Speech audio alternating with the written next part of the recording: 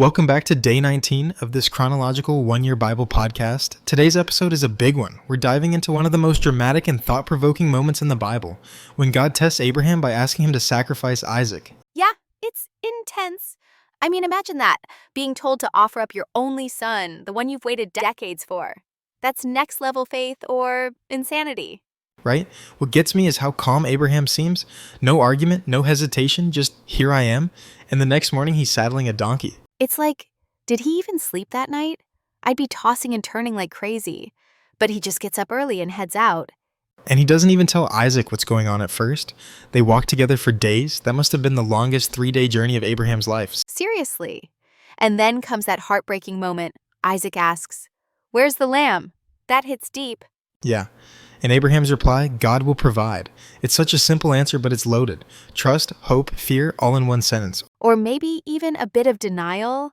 Like maybe he's saying it to himself as much as to Isaac, trying to believe it's true. Totally possible. And yet, when they get to the mountain, Abraham actually ties up Isaac and lifts the knife. He was going to go through with it. I can't help but wonder, what was going through Isaac's mind?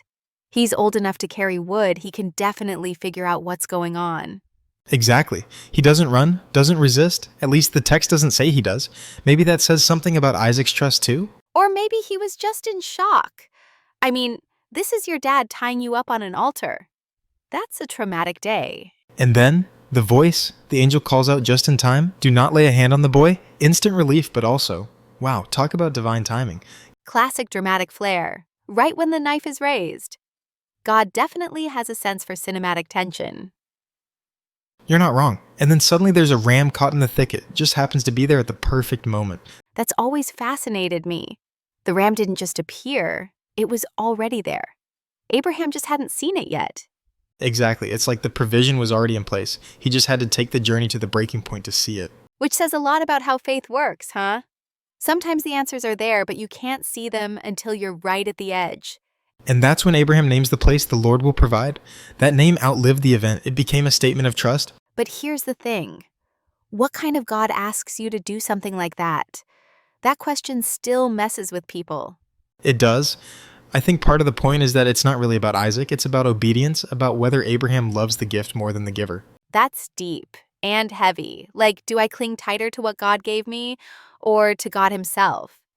It's not a comfortable question, but it's one worth asking. And after all this, God blesses Abraham again, like the stars in the sand. So it's not just a test. It's a pivot point, a moment that defines everything that comes after.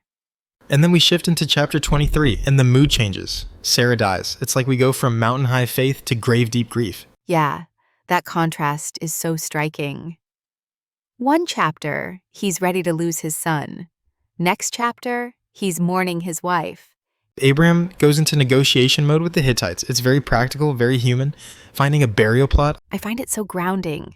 After all these divine encounters, here he is, bargaining over land like any other man. Right? And he insists on paying full price, even though they offer it for free. Probably to make the ownership crystal clear. No strings attached. It's almost like he's planting a seed of permanence, buying a piece of the promised land, even though he's still technically a foreigner. That word comes up. Foreigner. He admits he's a stranger in the land God promised him. That takes a different kind of faith.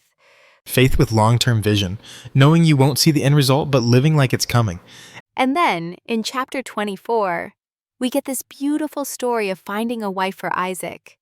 It's almost like a romantic comedy, with camels. Ha! Totally. 10 camels to be exact. That's some serious bling to roll up with. And the servant, man, he's praying hard. Let the right girl be the one who offers water to me and the camels.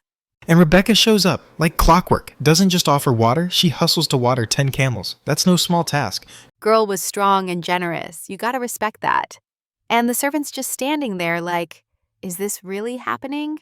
I love that moment of silence. He's watching, hoping, probably holding his breath. And then he gives her jewelry, nose ring, gold bracelets. It's like an ancient engagement starter pack. Definitely more sparkle than Tinder.